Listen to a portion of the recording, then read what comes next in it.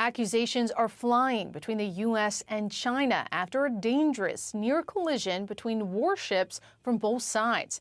The incident happened during a joint naval exercise between the U.S. and the Canadian Navy in the Taiwan Strait.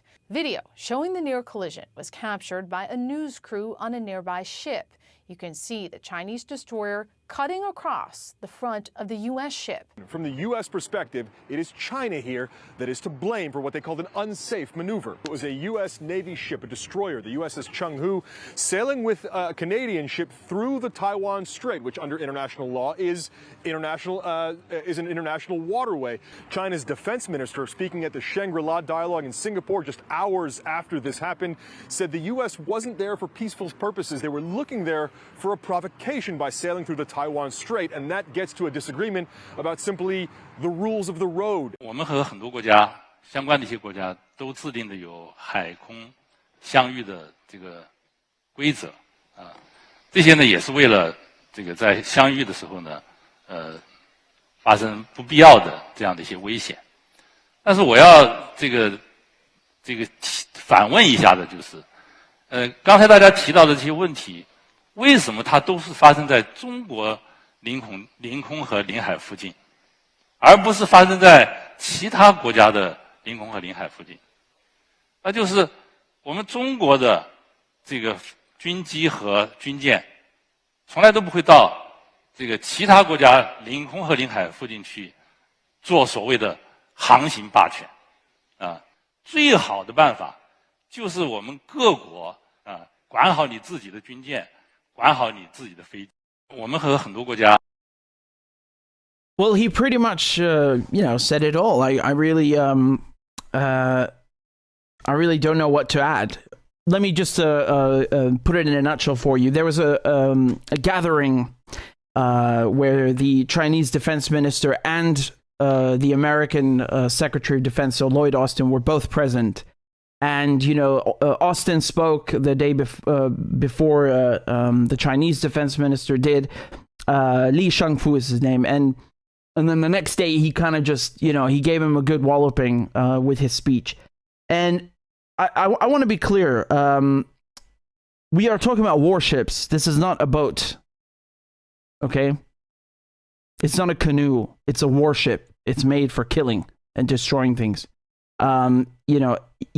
You can talk about defense when your ships are at bay, in your own territory, not shadowing somebody else's coast. When you send warships all the way over there, you are provoking the Chinese. Period. I'm sorry that you don't understand politics. I'm sorry that you're too dumb to grasp international relations and geopolitics, but this is a fact. When you send bombers, nuclear bombers like Trump did, not in Iranian airspace, but certainly next door as a show of force, and then at one point, you remember, there was an American drone that actually entered Iranian airspace and they shot it down. And Trump pretended like he was the victim after he violated their airspace. The hell are you doing in Iran? You're the president of the United States. Mind your business and stay in the United States. What are your drones doing in Iran? What are your warships now, Biden? Biden, what are your warships doing on China's coast? Stay at home. Why do they always feel this need to provoke and to cause tension? Why? Just stay at home, man. Mind your business. The thing is that if you want to talk about defense, we can talk about defense when it's on your own shores. Invading Iraq is not defense. Iraq is on the other side of the planet, but we call that defense. Apparently, we had to protect ourselves from made-up weapons. And now we talk about a safe and secure Indo-Pacific. What the hell does that even mean? I'll tell you what it means. My job is to translate politics for you, and the translation of a safe and secure Indo-Pacific, when the U.S. Secretary of Defense says it, is that we are going to provoke China. The United States can barely deal with Russia in Ukraine. You can barely handle the Russians. Why are you trying to start a new war with the Chinese? You see, the Americans, the thing is that the Americans, they are the global hegemon. They are the hyperpower since 1991. But that power is diminishing. Okay? That power is artificial. The United States sees China as a contender, as a threat, right, in capitalist terms, because, having a successful economy better than ours, heads will roll. So, at one point or another, I really hope I'm wrong, but at one point or another, I think there's gonna be a war with China, and the Americans will also bring the Australians down with them, because Australia's kind of like a lily pad or a jumping point into the Indo-Pacific and China, and they've soured relations between Australia and China. God, it's compared to what it was, it is so bad now. It makes no sense, because Australia needs China for trade, but they've managed to provoke the Chinese and sour relations so much. So I think the Chinese, they mind their own business. They're not they're not interested in invading other countries and putting military bases there. So now the only way to start a war with them and bring them down and destroy their economy is to go to their territory. And that's what we're seeing. And AUKUS, this defense pact, I should say offense pact between Australia, the United Kingdom and the United States. What a horrible name, AUKUS. I hate saying it, but that's what it is. Couldn't you guys have come up with something better that sounds cooler? Whatever. So that was intended to also provoke the Chinese, because now you have a transfer of technology. You have, we're not talking about nuclear weapons. There are no nuclear weapons, at least not publicly stated, but certainly nuclear powered submarines. So these are submarines that are much, much better than diesel submarines. These submarines, they can stay underwater much longer, provided you can feed the crew and they don't go crazy. And, they are a very, very lethal weapon of war. And they say there won't be any nuclear weapons on board. But it doesn't matter, because the point here is that they're still transferring technology to the Australians. I really wonder if this violates the NPT, the Nuclear Non-Proliferation Treaty. The fact that the Americans use Australia, to train their soldiers. American soldiers in Australia, they train in the same bases in some cases as the Australians. It's like it's their own base. They just share it with each other. And now, obviously, that's not uncommon to have armies sharing bases. You've had this, many, many, many times in history. But my point is that they have unprecedented levels of access, to the point it's like they're running the place. Pine Gap, the spy station, is a good example of that. Where it's like, it's a joint venture. The base belongs to both of us, but it's really the Americans who are in charge, and it's in Australian territory. So you take, you understand what I mean. And then of course they have all these aircraft stationed there. God knows, how many boats, submarines, etc. So they're going to bring Australia down with them. And I don't know what the hell the Canadians are doing here. Do they also want to join in? They want to join in the fun? Because it's not going to be fun. I'd really take the Chinese defense minister's word. And keep in mind, I hadn't even seen this clip until I played it to you.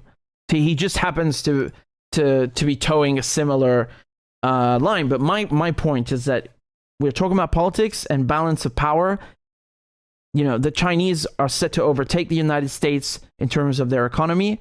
They are getting all of these countries on board for their Belt and Road Initiative. And the Chinese are really paving the way for a multipolar world. And so when you are the hyperpower, or so they say, the last thing you want is to lose your power and to have a new world order. Right? No pun intended. You remember Bush? A new world order. I don't know. I prefer quoting Bush's funny moments. But anyway, they don't want that, the Americans, because that means in Washington, their power is diminished. And you have to keep in mind that this doesn't just mean that, they're going to have, a smaller economy. It means that sanctions don't work anymore. Sanctions are used as a bullying tactic. Sanctions only hurt civilians. You know this. And, when the dollar is not as important anymore as it is today, then how can you weaponize it against other countries, right? And then, of course, having a better economy, you have a better military. So the U.S. military might also end up being smaller or dragging behind. Who knows? I'm going to talk about Iran and their hypersonic missile in a second. The United States doesn't have hypersonic missiles. China does. Russia does. Iran does. So, in many domains, the Chinese will overtake. Even in diplomacy, the third one I wanted to say, you saw how China is already today, making peace between Iran and Saudi Arabia. So it's not the Americans now that people think are, they're the masters of they're the peacemakers and all this, Camp David and all this bollocks. Now it's the Chinese. There's somebody else, and they're serious about actually making peace between people and so on. So in all these domains, that's why China poses a so-called threat, so supposedly to the Americans, or shall we say to American hegemony, and they want to get rid of them. And I really hope I'm wrong, but I think at one point it's going to get out of hand, out of control. And it's the same kind of tactic they use in Ukraine and Russia, right? Like they don't actually attack Russia directly, but they do attack Russia through Ukraine. So just like they're using Ukraine against Russia, and then most people who have no clue and they barely have time to even listen to politics, they're just going about their day and they just Russia's the evil one, Russia did this, Russia that, it's Russia and Ukraine. They don't think, this is Russia and NATO, Russia and the United States. They don't even grasp this because we don't have a real press. We don't have a real media that educate people. They just lie. But in any case, that's the same thing they're going to do in China. They're going to use Taiwan against the Chinese. And I want to warn you guys, because this is not a joke. You've had wars that have started just like this. Remember, in Vietnam, like what the hell is the United States doing in Vietnam? The excuse they used was the Gulf of Tonkin incident, which they engineered, right? So, and that was also something that happened at sea, right? So things like this, where you have a collision between a Chinese ship and an American ship, or perhaps they start firing at each other. Who the hell knows? Doesn't matter. These things can lead to huge wars, long wars where many people die. And the Gulf of Tonkin incident doesn't give the Americans a right to do what they did in Vietnam, but they will use it as an excuse, as a pretext. And so you just need a tiny thing to happen, or even something made up for the Americans to seize it, or shall I say the power elites in Washington to seize on that and then create a fiasco, a giant war, and say, we were attacked. We have to send, many troops and so on and so on. They cook up the excuses. Now in Ukraine, of course, they're not sending American troops. They are absolutely sending special forces, and that there's a French journalist who literally saw an American running the volunteer thing. I did a video on it, but they do have troops. But my point is, they don't send them in the same quantities as in Vietnam. But it doesn't matter, because at the end of the day, America is omnipresent in Ukraine since 2014, even, right? And I did this. The point is that they're still using something as a vehicle to attack the Russians, and they might do the same thing with Taiwan. Taiwan is armed by the United States, even though it's the United States. They broke off ties with Taiwan. And because the United States until the 1970s viewed Taiwan as the real China, quote unquote, right? The real Chinese government. And then they said, no, okay, the one in Beijing, that's the real Chinese government. So they broke off ties with Taiwan and then normalized ties with Beijing. So, and they do say they have a one China policy. So it really doesn't make sense, because the United States says Taiwan is part of China, but then they arm Taiwan. And, they say that China should not encroach on Taiwan or threaten Taiwan. It's their own country, man. It's not a separate country. It's just, it's a part of China. It just happens to be, there just happens to be a bit of water in between. It's still China. But the United States, it makes no sense, right? Because they have conflicting positions. Doesn't matter. That doesn't impede or stop their ability to cook up a fiasco and use Taiwan as the vehicle for a war with China. It could be a Cold War, or shall we say indirect, or a hot war, direct war. Who knows? In both cases, terrible for the world, terrible for the people there, but very good for the weapons manufacturers and the power elites in DC.